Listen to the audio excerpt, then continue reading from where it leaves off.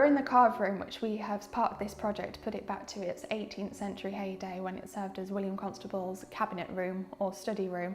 But we're actually standing in the oldest part of the house at the moment, so the history of this room dates all the way back to when it was the medieval manor house, and this room was initially thought to have been the strong room where they kept all the documents fireproof and safe. It actually turned out when we were doing the project we discovered it was the room above, and this was the ante room that led onto a staircase and that would have led you up.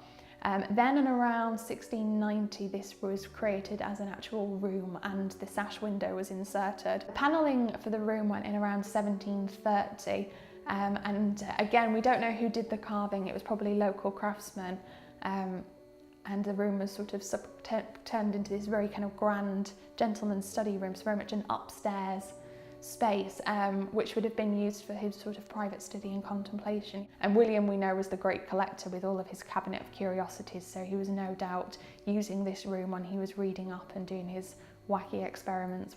But then in the 19th century, the room was painted over in white and it became a housekeeper's sitting room. And then at some point later on, they'd removed the fireplace and put in an Edwardian fire range. And so by the mid-20th century, the room was already in quite a poor state of repair. First day I was here was just literally bricks and mortar. I think the rose was in position, that was about it, but everything else was in pieces. It was all of the beautiful panelling that we see now was in one of the other rooms, leant up against the wall in pieces.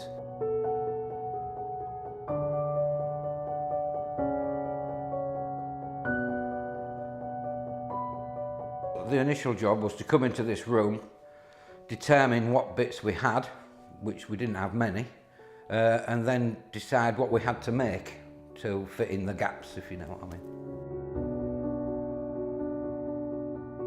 It's always taxing to try to recreate another person's work, especially if they did it 300 years ago. So I've got to find out how they did it, and I've got to work out the order they did it in and recreate the cuts they made in order to make my bits match their bits. If I did it my way, it wouldn't look the same, so I have to do it their way. So the challenge for me is finding their way of doing it so I can recreate it adequately to do it justice.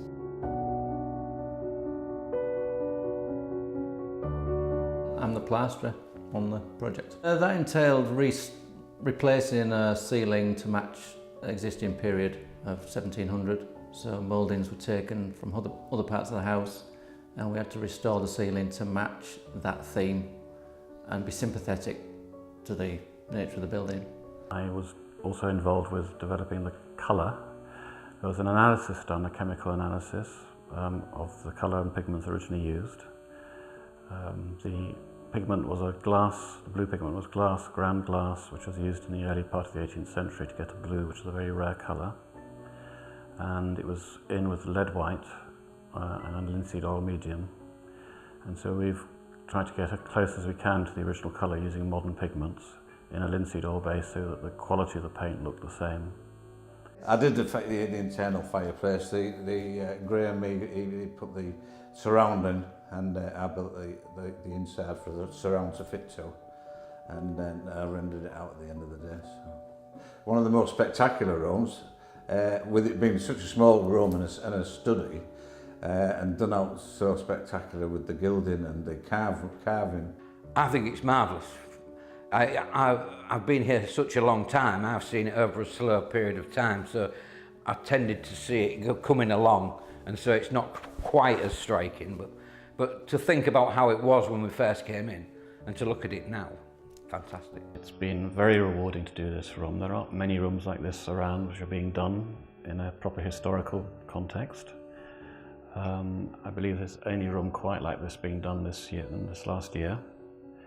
So I was lucky to get the job, and it'll go down as one of my better jobs that I've done, the more interesting, satisfying jobs.